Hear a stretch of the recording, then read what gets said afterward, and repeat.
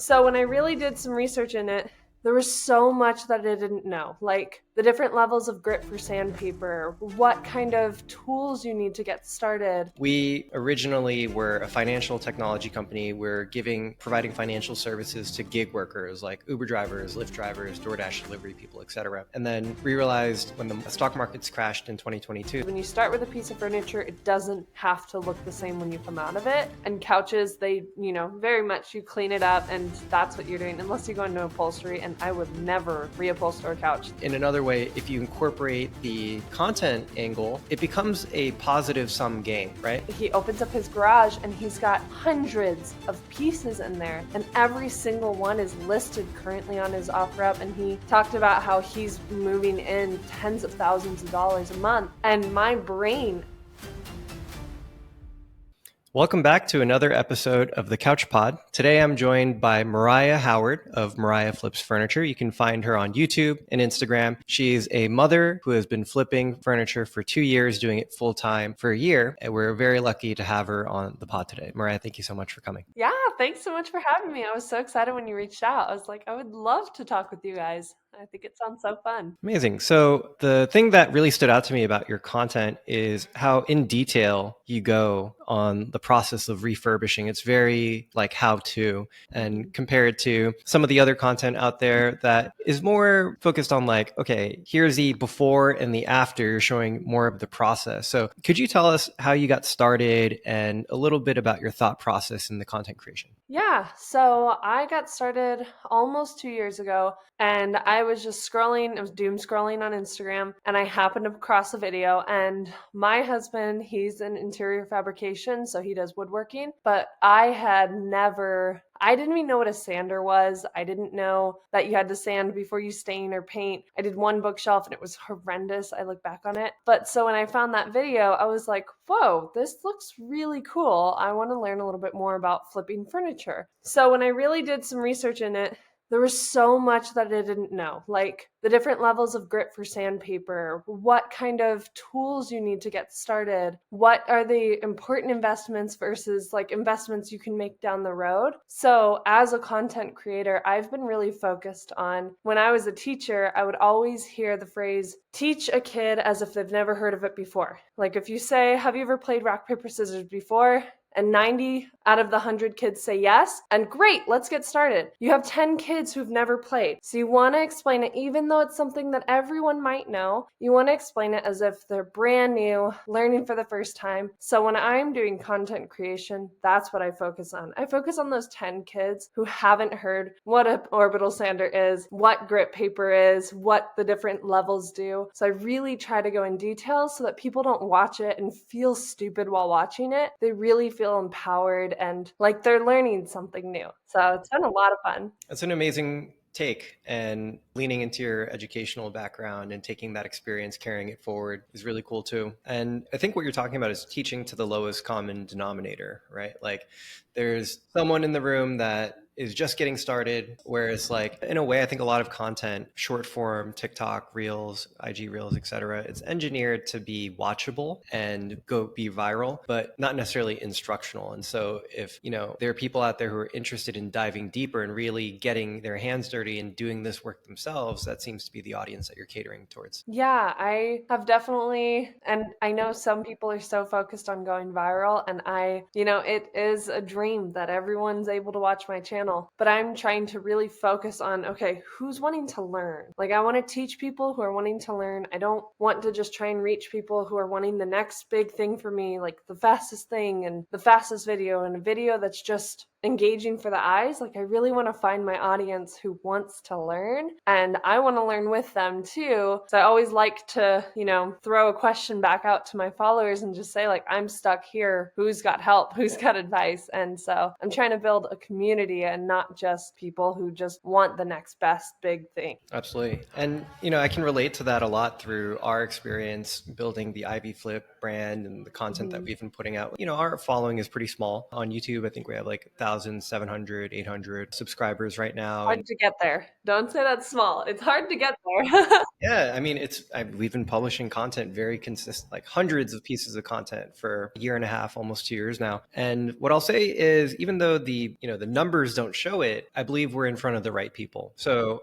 I'm having like almost celebrity moments from time to time now, which I definitely don't think of myself as, but I'll talk to someone like a flipper and they were like, it's like surreal that I'm having a conversation with you right now because I watch all of your content. And it's like, and I've had that experience with real celebrities before too. It's like someone that you see on the screen is suddenly in front of you. And you're taking the slow and steady approach and you have a North Star. I think that's really important. So you have like a clear vision of what you're doing, why you're doing it, and people will gravitate to that message. So super cool. Hello, everyone, and welcome to the podcast. Before we get into all of the best strategies out there for making a flipping business, we just wanted to let you know that we have an app that helps flippers grow their businesses. Our app will send you notifications whenever the items you're after are posted on Facebook Marketplace, OfferUp, or Craigslist. This way, you can always be first to buy the good deals and leave your competition in the dust. Not to mention, our app does inventory management, cross-listing, and has AI-powered scam detection. Just search Ivy Flip in the iOS App Store or the Google Play Store, or use the link in bio and try our app for 1 week completely free. I have some really great loyal followers, and one of them specifically keeps saying, the right audience will come. The people will come. Just keep staying genuine. And there are some weeks where it's like exhausting, where you feel like, okay, well, I just spent so much time editing that, creating that, and it didn't reach as many people, but there's still that small pool of people that really appreciate it and really engage back with it. And I'm like, okay, I just got to focus on those people. So how did you decide to do the content creation? You started out with the flipping, right? And then along the way, you're like, I want to document this and I want to share. Yeah, so that part kind of hit me as a no-brainer because I don't get super nervous in front of the camera. I really love engaging with people. And for me personally, my personality, I can't work from home by myself. I am a very outgoing, very energetic person. And so talking to the camera, I sound like a lunatic because I feel like I'm sociopathic. Like I'm just talking to some strange random thing. But it feels like I'm talking to myself, but it is like it gives me a more, welcoming feeling where it's not like I'm just working by myself and nobody is around me. So it really feeds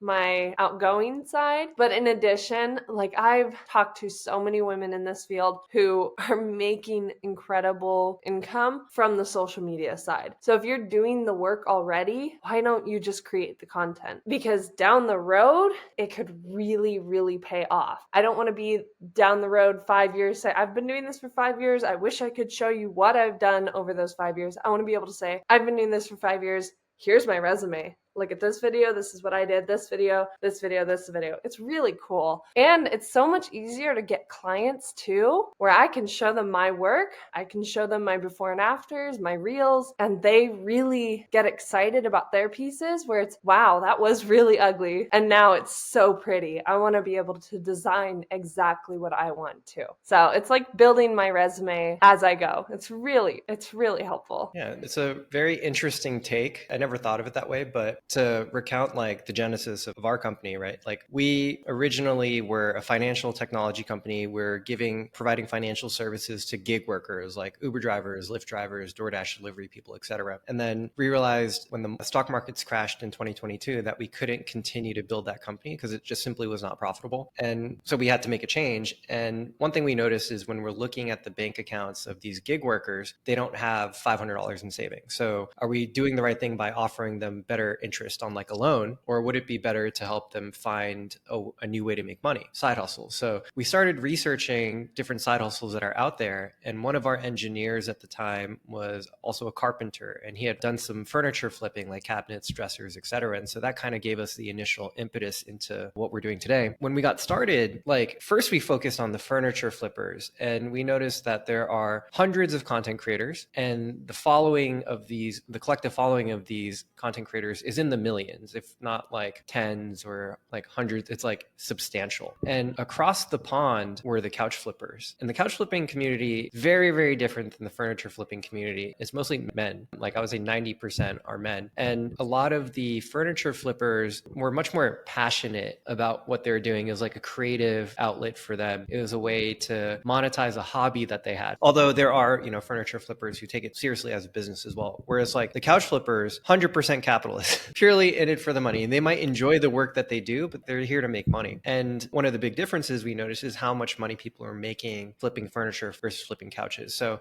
a furniture flipper might work on 5 to 10 pieces in a month, and that's very time consuming. And they make maybe a couple $1,000s, and that's supplementary to their income. Whereas a couch flipper might flip 30 couches a month, and they, are making 15,000, 20. So they're just making more money. But this angle of content creation is a revenue stream, and it is extremely complementary to furniture flipping, furniture art. And in a way, it helps your customer appreciate the end product a lot better as well. Because one of the issues that I've heard from furniture flippers is, you list the product on Facebook Marketplace and you connect to a random person, they don't get the value of what you've done. And so developing an audience, documenting the process, and in a way creating consumable content and entertainment for an audience as well as a different revenue stream is just a cool way of thinking about furniture flipping. It doesn't have to just be about the item, it's about the process as well. Yeah, and that's a big reason too, is why I'm going into content creation too, is because like the couch flippers, they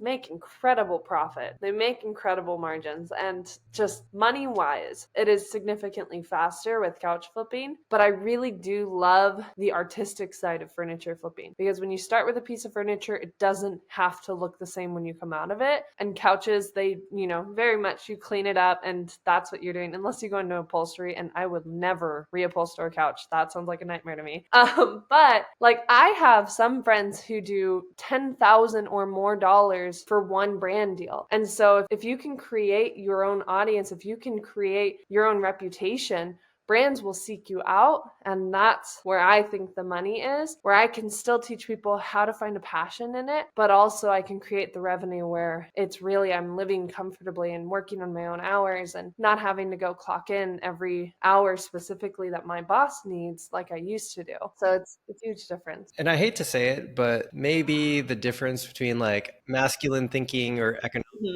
feminine thinking and economic, like with the couch flippers, they're very competitive, and couch flippers in their market, they're not sharing secrets, they're not revealing like their strategies for sales or where their distributors are, whereas there's a lot more of the sharing that's happening in the furniture flipping world. And in another way, if you incorporate the content angle, it becomes a positive sum game, right? So it's like, if I buy this couch, it means my competitor couldn't buy it, and therefore or like if I sell a couch to this customer, that means my competitor couldn't sell a couch to this customer. Whereas in the furniture world, it's like we could all flip and enjoy the process and have an outlet for creativity and make money doing the flip, but we could also create content and everybody wins, right? You create content, I consume yours, and vice versa. Yeah, I mean, I will say it's very different because, I've met a lot of women who share and love it and teach, but I've also seen where there's the comparison side of it, and that tears down women easily. And it's very, very fast working, where now this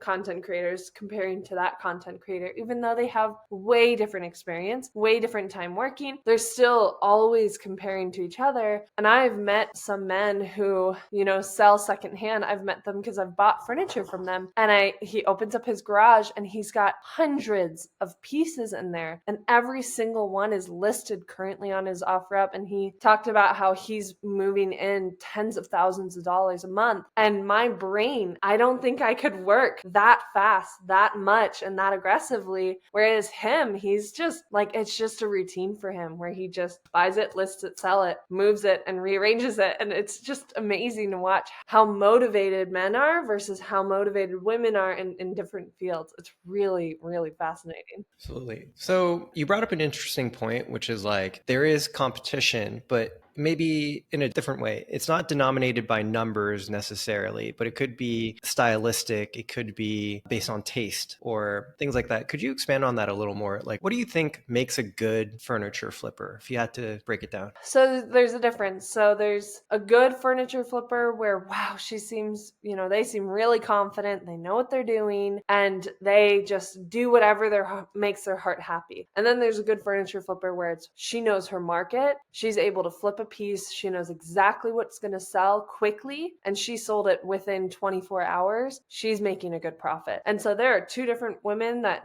I've seen and I've watched and are easily compared to, where this woman, she does that to make herself happy and, oh my gosh, I love that. I want that joy. But then there's this one where it's like, that's a go-getter. She knows exactly what's going to put her on top. She knows her market. And I've seen that woman too. It doesn't matter how many people are in her market doing the exact same thing as her. She knows what helps her stand out. And it is phenomenal. Like that specifically, that's Lauren from Rags to Riches Refurbishing. She refinishes one piece, sells it within 24 hours, and she's making, $1,200 on one dresser. It's phenomenal to watch. And so it really is. There's a lot of knowledge in what you know for what sells around you. And that's what I think makes a great furniture flipper. If you're doing it for profit, you need to know what your market wants. Do they want real wood? Do they want painted? Do they want two tones where it's wood and painted? And you need to also know, are nightstands profitable for you or are dressers profitable? So learning the knowledge on that and actually doing the research in your own market, I think makes you a very successful furniture flipper. It makes you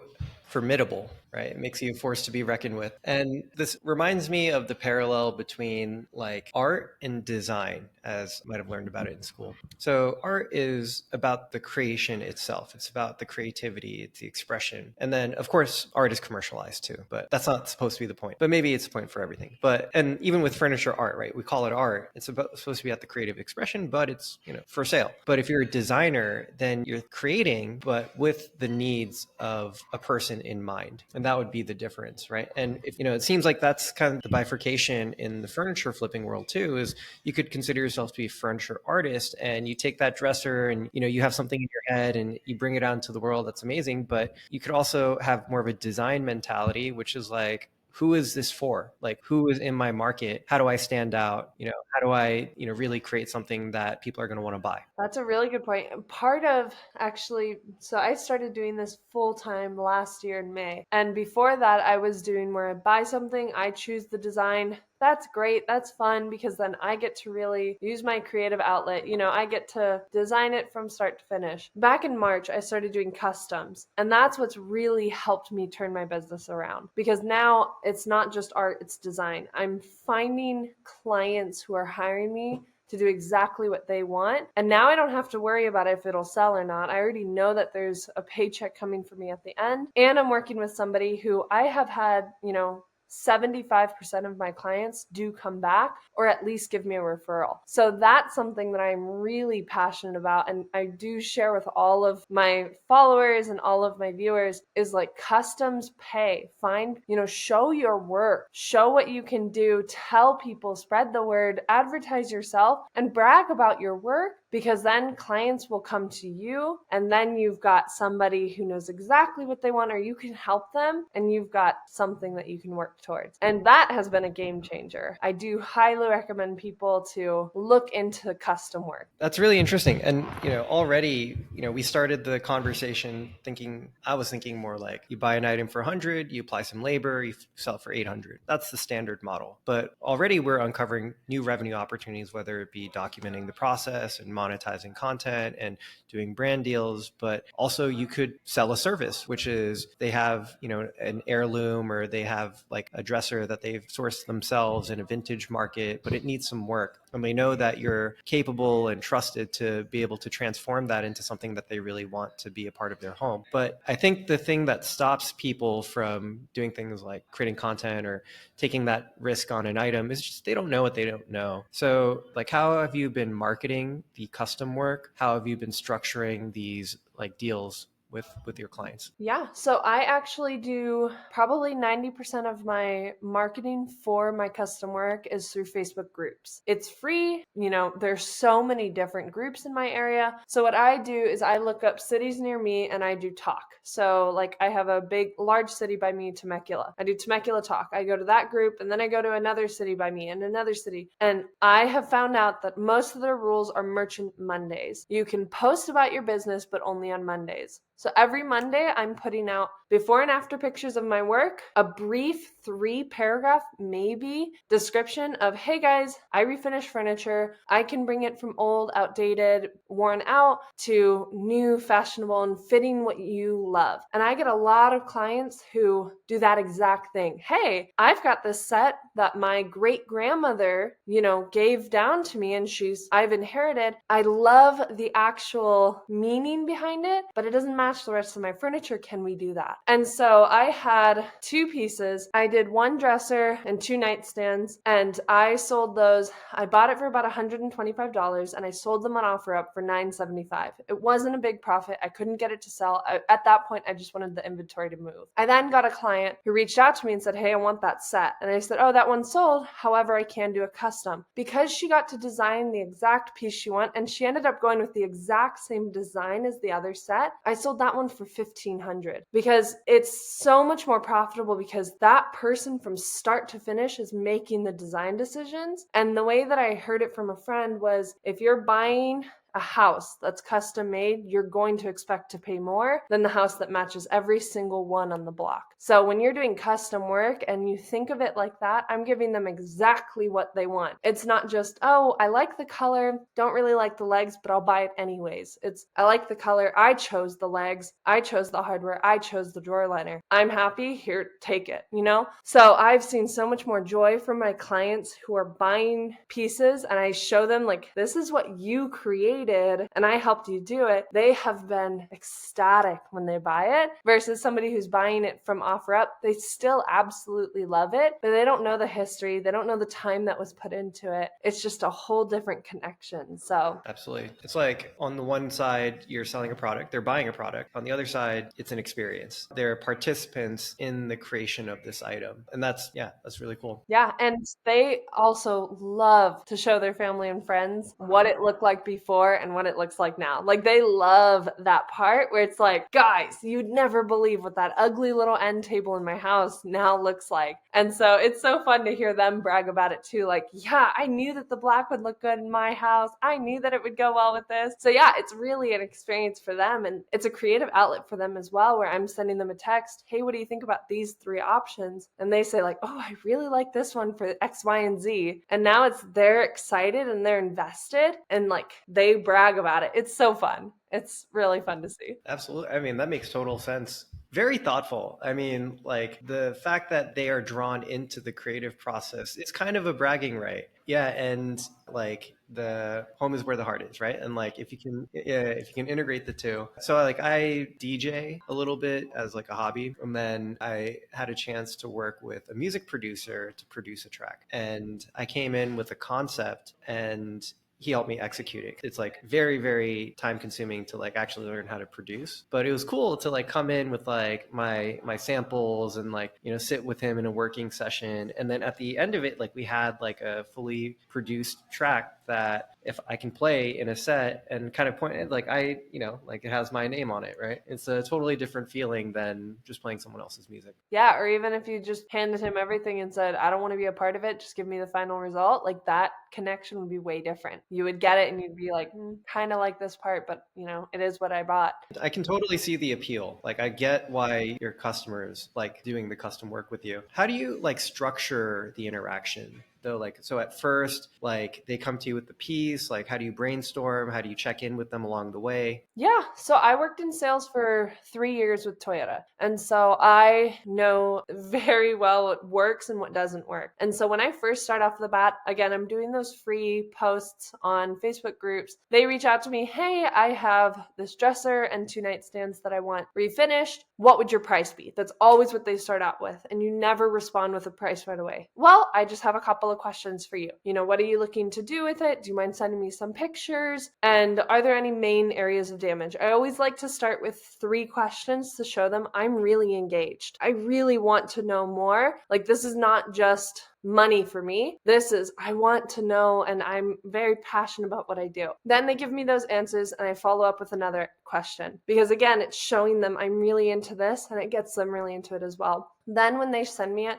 I give them multiple options. If you're wanting to go with this option, here's the price breakdown. If you're wanting to go with this option, here's the price breakdown. And this is why they're so different, so unique to each other. But this is also why they're so amazing and will get you a phenomenal finish. Then when they agree to pricing and we work out any extra details, then I always send over a contract. And I can actually give you my contract example if you want to link that in the podcast as well. I made a couple of reels about it, and I've actually helped a lot of my followers. I've got about 15 at least that have started their first custom using contract example that I sent them, which is super exciting. But I send out the contract and then I move everything over to email for the contract alone, because then it's a lot more professional. I've got a stamp date of when they signed it and sent it back. I've got myself covered for that. The contract lays down everything. This is what I'm doing. This is what I'm starting with. This is my delivery fee. This is my fee for the actual pieces. This is the total. If you need a deposit, this is when it's due. The rest will be due at this date. This is my expected start date. This is my estimated time. I always say estimated. I never say exact. This is the exact days. I always say estimated price, because, if all of a sudden the drawer breaks and now I need to buy drawer slides, hey, sorry, I didn't know that the drawer slides were broken. And so that's going to be an additional dollar price, So I send them over email, and I always follow up and do anything personal over text or Facebook Messenger. I've noticed that a lot of my clients love to engage over Facebook Messenger or text, and it's almost consistently, I'm giving them probably twice a week. I'm giving them updates like, oh my gosh, it looks amazing. Here's the stain. I'm about to prime. This is what it's looking like. It'll look more beautiful tomorrow. Here's the primer on it. I'm so excited. And just building the excitement really, like, you can watch your clients' texts from the beginning where they're kind of like, yeah, I think that'll look good, to now you're halfway through and they're like, oh my gosh, I cannot wait. Like, I am so excited. I've already moved all my beds. I have the spot ready for it. I cannot wait to see it Friday. So I'm really trying to build their excitement throughout it all, so that by the end, when we were in the car business, if I was working with a sleazy sales guy, my client hated writing, signing contracts. Hated it, because they just felt icky, they felt gross, they felt exhausted by the whole experience. But then I had other clients where when they worked with a sales guy that they really got along with, they didn't care about all of the signing. It was an experience, and now this is their baby that they're signing for. So I really build the experience where they really, really enjoy it. I really enjoy it. We want to work together again. And so much excitement behind it. And almost always I hug my client when I first see them, because they feel like we're sisters. It's really great. But yeah, there's so much personality that you need to bring into it, where they're not just working with numbers. They're not just working with statistics and you as, a salesperson. They're working with you as a friend who's really looking out for them. So really incredible, thorough explanation of your process. You can tell that you're truly a practitioner. And, the unfortunate thing about how, even with that really in-depth walkthrough that you've given, what I found the course of my business career is just, some people, they get it and they have it, and other people, they don't. So as much as, and it's not to say anyone listening along doesn't have it, right? I'm just saying it's hard to teach that, right? You really seem to get it from a visceral place. Just to rewind a little bit, have you experimented with posting pieces in these groups, and then you pivoted over to posting the custom services and you're getting better or worse reactions? Yeah, so I have actually never sold a piece from a group, because that's not what people are there for. They're not there to buy the pieces. That's where they buy from Facebook Marketplace or OfferUp. Groups, I have a really hard time selling pieces specifically, and I just noticed it does not do well. However, in my market at least, there are not other furniture flippers around me. So when I post in these groups about my work and that I do customs, and these are my examples, I always post the before and after pictures together, because a lot of people don't have the artistic mindset like I do, where they can imagine it and see it. So I really give it to them as easy as possible. Like, this is what the before looked like and this is the after. And in the group, when I post about my work and what I can do for them, that takes off. I almost always get about 15 to 20 messages from just one post. Yeah, and like back in March when I started this, up until January, I was completely booked 3 months out because I was doing these posts. I always had work. I always guaranteed work, and I was always filled with my time. So it was a very productive way to get work. And for me, it made sense. It was free. I didn't have to pay a dime. I didn't have to, I didn't feel like I was exhausting myself. It was just every Monday, that's what I did. And then I sent messages and I responded. And so it was very productive, and it still is. I just have slowed down this start of the year because I was like, I have a lot of inventory because I keep shopping on Facebook Marketplace and OfferUp. And it's like, I got to get to it eventually. I can't keep just doing custom work and having a storage full of things that I never get to. So at a certain level, it's like if you're doing enough revenue from the customs and you have items that you could flip, maybe you start tinkering with the idea of hiring someone in. But this is actually something I've never talked about with a furniture flipper, because I haven't spoken with one who has scaled it beyond their own labor, really. Do you have any ideas or plans for that in the future? So I actually thought about this back in May, June, July. Those were my busiest months. Summer months are really busy because their kids are at home and they don't have a lot to do. And so they want to do something new. So summer months were the busiest for me. And the way that I was looking to expand it, I never got to the point because I just ended up doing 50-hour weeks. So I just overexhausted myself. But something that I realized I could do was I could hire somebody out to do the grunt work. So I was looking at like high schoolers near me, kids who, from our church, older teens who wanted the work, didn't want to necessarily have the strict hours or schedule, wanted to be flexible, work 1 to 2 days a week, and they could do just the sanding for me. You really can't mess up sanding very poorly. So if I just had somebody come in, scuff sand for me, I could then still do the actual stain, the actual painting, the thing that needs the really, detailed finish, I would still do that. But I could have somebody come in, clean, remove hardware, do all of the grunt work side of it, and that would relieve a lot of time off of my hands. So that's something that I've really looked into. And if I ever pick up a load again, like I did this last year, it would be something that I would consider, because that's the part that burns me out the fastest too. And I know that most furniture flippers, they dread that part of the project. So if I could hire somebody in, pay them to do that portion of it, then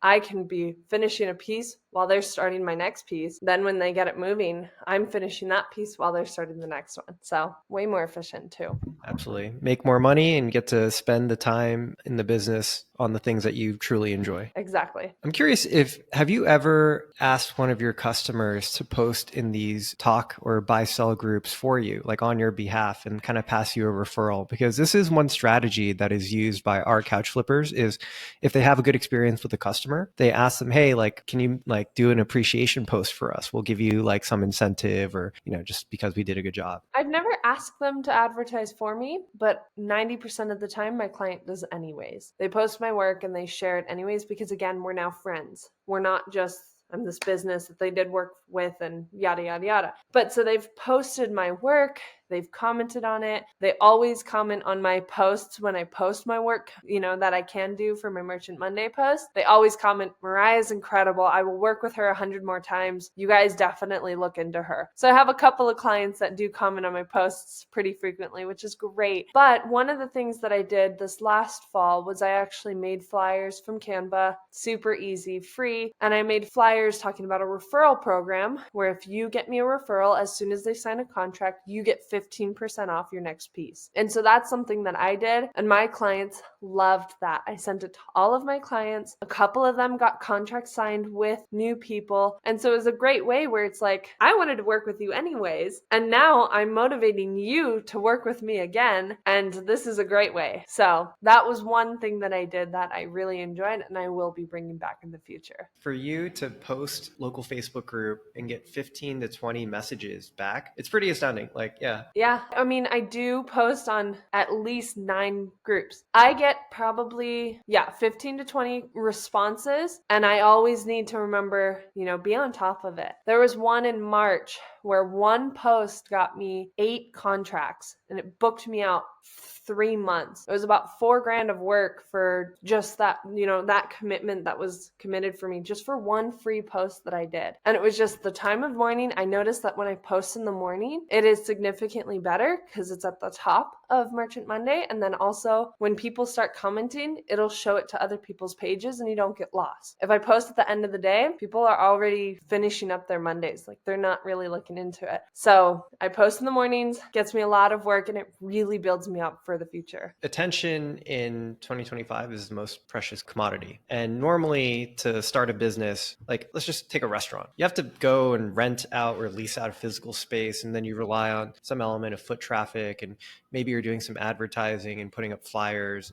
Like you're all in cost to get started with something like opening a restaurant, which sounds really simple. It's probably like $100,000 at least, maybe $250,000. And with flipping, we have this opportunity to connect with people and showcase individual items or individual services, which probably do not cost us a lot to acquire and sell. And we can do so for free. And that's really why there's such a cool opportunity in the flipping world, and why I think that this is kind of like the new American dream for a lot of people. Because, back in the 1980s, when my dad immigrated to the United States, he was a refugee. There was this idea you could, go work for a company 40 years, retire with a pension, buy a house that's going to explode in value. Doesn't feel like that exists in America anymore, right? It's a lot harder for people to get by single income, even double income households.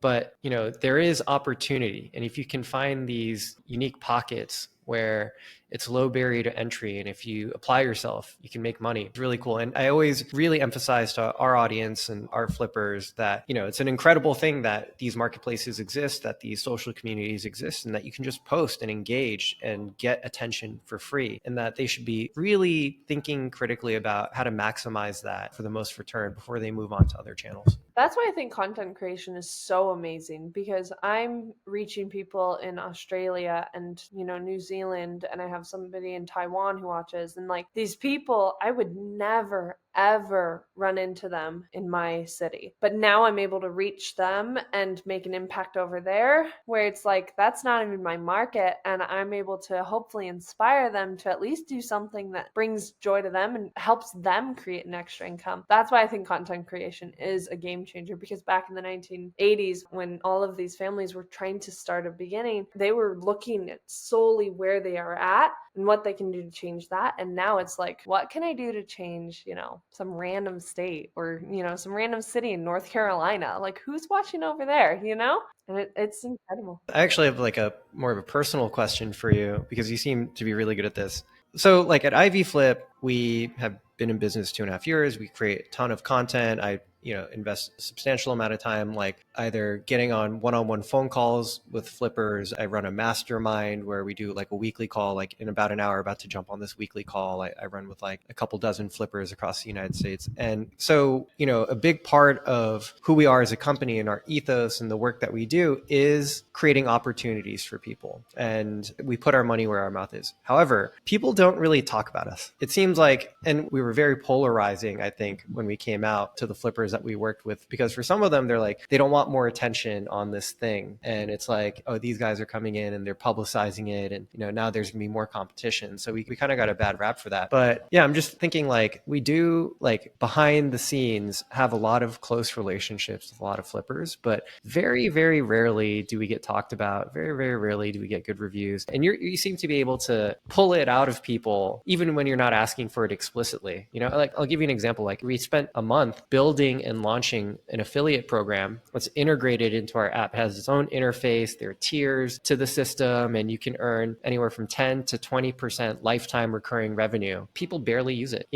so if you were to advise me, like, what would you say I could do differently? I have some ideas too, but I'm just curious to hear your take on it. I mean, a big one, I don't know if you've ever heard of Blacktail Studios. He's a massive YouTuber. And the one thing that I think about is his personality. I always see his personality, and that to me makes or breaks a connection for somebody. If I can see, like, if I feel like I have a personal connection with you, I'm going to share what you do as a person and as a business significantly faster than I'm going to share somebody who's just in it for the business. So that's what I think makes the difference between a corporate company and a small business, because you guys are still a small business. And I think what you guys are doing with that affiliate program is amazing. But if you can create it on a personal connection, I think these people are going to view you as a small business who's really trying to help people and move people forward, rather than like, oh, it's just some big corporate program that's doing, 10 to 20% lifetime. Like, they always think that there's something in it. There has to be, an underlying benefit that this company gets. Whereas if they see you as a small business, it's this guy, Charles, he's doing something for people that other people aren't willing to do. And he's doing this to help his community.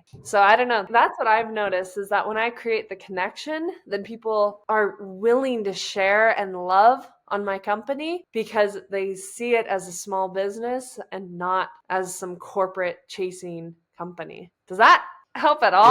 Yeah, absolutely. No, it's definitely food for thought. I think we do good business. I don't think there's anyone, if you were to really break it down over the course of the existence of Ivy Flip or even my career, that could really look at anything that we've done, say like, they did me wrong. So we've always done good business. Yeah. I think we've caught a bad rap. I think the optics were kind of like, oh, it's like these tech guys that are coming in and into like our flipping, and they're trying to like make money, and we want to make money. We're capitalists, right? But we want to do business in a good way. And we invest a lot in helping people grow and learn and break through barriers. Yeah. And we want to be a part of that growth, right? And I don't think there's Yeah. anything wrong with making money for it, but Yeah.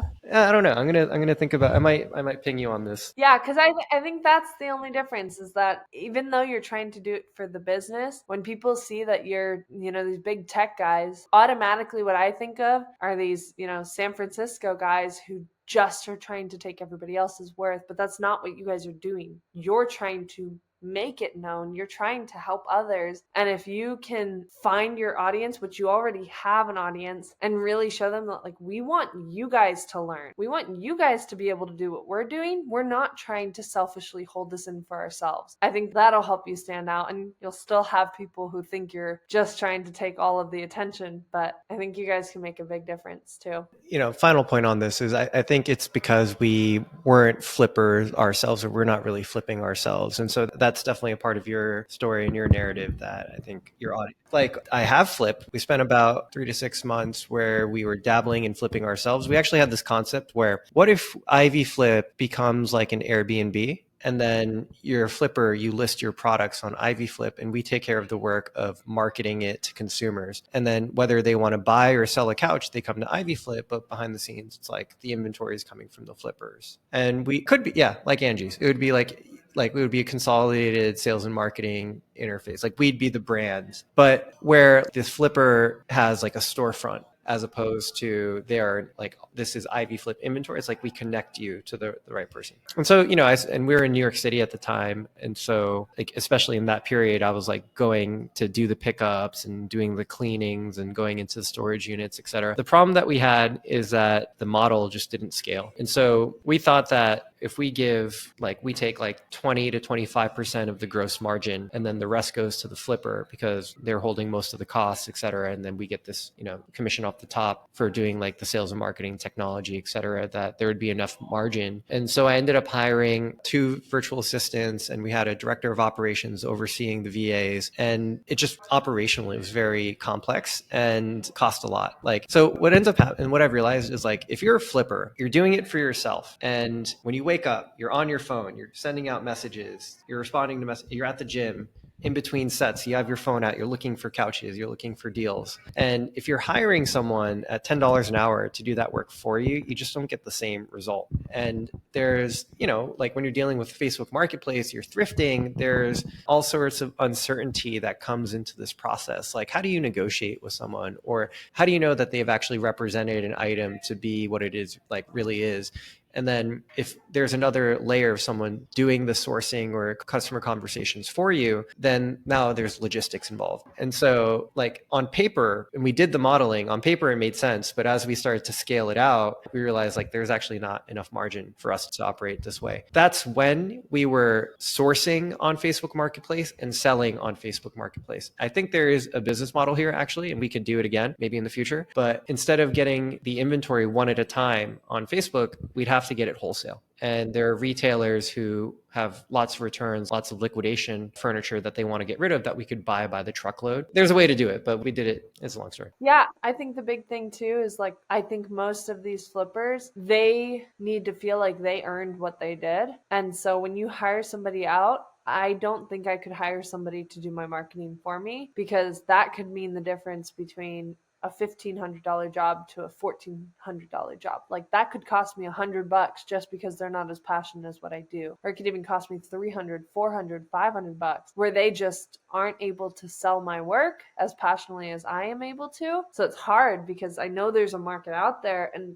we could really benefit from it. But I think it's also an ego thing where people really want to be overseeing every part of what they do, even though they hate the marketing part, they hate the negotiating part. So it's hard. That's tricky. Yeah. So one final question on the custom work. How are you pricing the services? So you mentioned like for difference 1,400, 1,500. So there's like some wizardry that's happening as you're talking with each customer and you're justifying to them like what the project is going to cost. Like how do you break that down and like what do you ultimately make in terms of an hourly wage? Yeah, so I am doing it based off of jobs. So like how much time do I think I'm going to be spending in this piece specifically? How much labor, materials? And so I really try to look at it as a large scope, and I try to get 10 times what I'm spending on materials. So if I'm spending 150, I'm hoping to make 1,500 on that project. And if I'm only making 1,000, I cannot spend more than 100. That's my goal. And so what I really try to do is I try to think of everything that could go wrong, everything that could go great. What is my time frame that I'm looking at? And for the last probably 5 months, my average has been about $50 an hour, which is, I mean, that's great. That's after expenses. And that's really helping me be able to see, okay, this is really worth it. Because when I say I work full time, I don't work 40 hours a week. I work like this is what I focus on when I have the time with my daughter, because I am a stay-at-home mom. So I'm working 20 hours a week,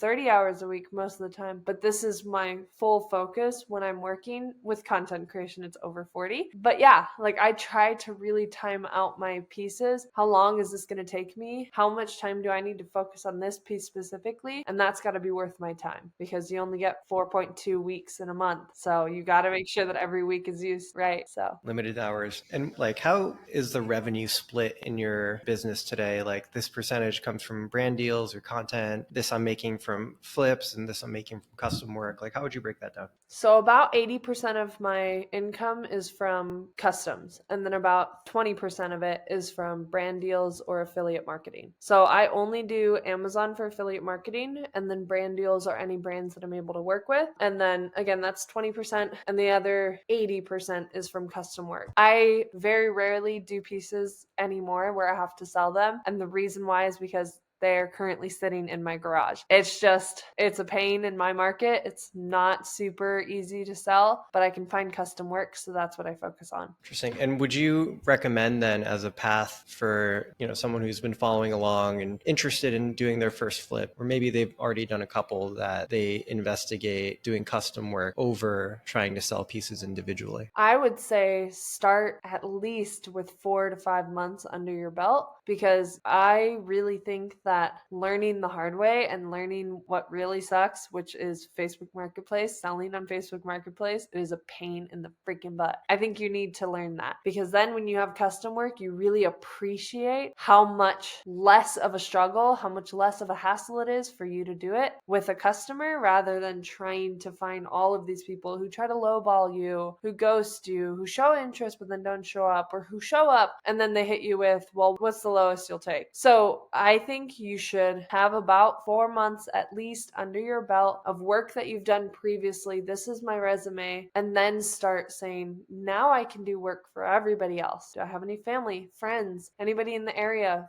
Then post a Facebook group, because if somebody sees it as a hobby for you, they're way less likely to pay you for what you have. Or if somebody sees you as, hey guys, trying to start out, I want to learn who's got a piece for me to work on, you're going to lose all the heirloom pieces. You're going to lose all of this is a really nice quality piece. You're going to get more of I have this IKEA dresser. If you want it for free, you can have it. So have some knowledge, have some experience under your belt, and then sell yourself aggressively and confidently that you know what you're doing, and you will take great care of your client's piece. That strikes me as like really pertinent difference between like couch flipping and furniture flipping. And couch flipping is really about the item, right? At the end of the day, like they see that it retails for $4,000 and I could buy it new, or I could get it from this guy for $1,200. Like it's a great deal. Furniture flipping, it's a lot more about the process, a lot more about the feel of it. And whether, I've heard this from many furniture flippers, like the audience you connect to on Facebook Marketplace is not going to be the best, much better to build your own brand. And if you're going to be posting items, do it on your own social channels, people who kind of understand what you're doing. And the next level beyond that might be building a list of clients that you can work with maybe forever,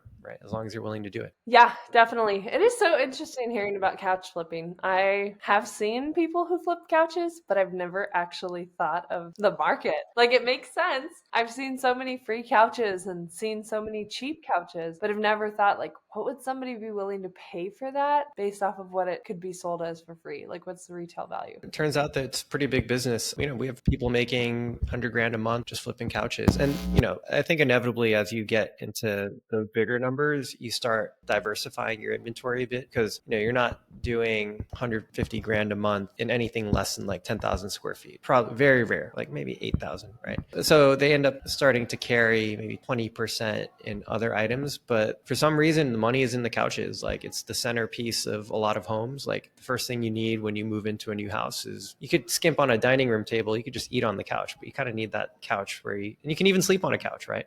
So we're coming up at the end of our time together. And before we go, I just wanted to spend some time to think about what comes next. What is on the horizon for you as you think about where you want to go with the content and the custom work? I really want to utilize YouTube better. So that's my thing. 10 months ago, I started YouTube, and I still have yet to monetize it just because I have not been consistent with it. But I want to be able to say that I was able to monetize it because I consistently and aggressively sought it out. So I really want to monetize YouTube. That's my big one. Other than that, I want to book myself out for the next couple of months again, but I need to get there first. Like I need to find the motivation to do that again, where it's been nice to work at, 50% of the aggression that I have been working at. So I just want to get into a routine again where this is what I'm doing and I'm building this content. I'm creating this content for future Mariah Flips Furniture, not for right now because it is exhausting right now, but in the future it will pay off. So absolutely. Well, thank you so much for coming on the pod. It's been